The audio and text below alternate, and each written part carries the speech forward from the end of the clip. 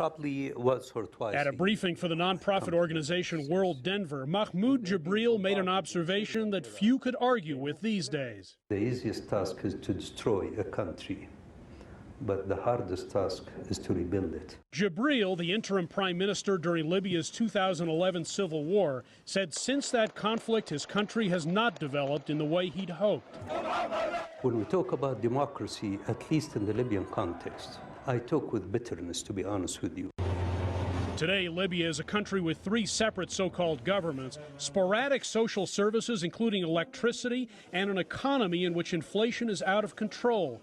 Jibril, the head of Libya's largest political party, says plans were in place after the war to build a state from the ground up, but that world powers failed to support those who thought democracy could flourish there. We discovered the reality that that's a myth, it's not a reality. Reality in Libya, power pays. If you have power, then you are respected. This past week, the Libyan Army exerted its power by seizing 4 oil terminals.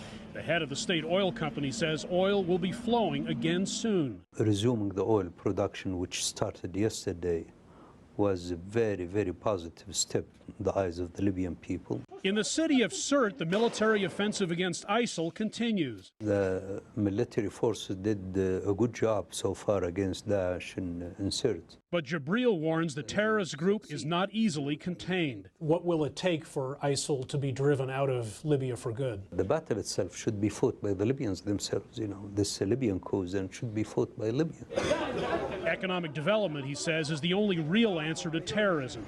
He believes it's the international community's responsibility to force all sides in Libya to the negotiating table. In the case of the U.S., he argues, that's what leadership is all about. This controversy for us in the third world, being a leader is not a matter of a choice, it's a matter of necessity. Jibril says what happens in Libya matters to the U.S. A very little problem far away because of the connectedness of today's world.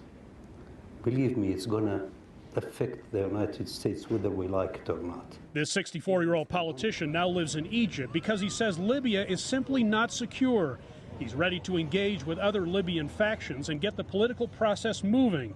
He thinks his country is tired of fighting. What's your hunch? When do you think you might be able to go back to Libya again?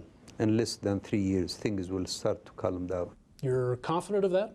Just for any Libyan to think that his kids without education, without any medical services, his family without any stable source of income, this is a nightmare for every Libyan, even including militia leaders themselves. They are looking for an exit today. And this is the opportunity that we should seize to capitalize on.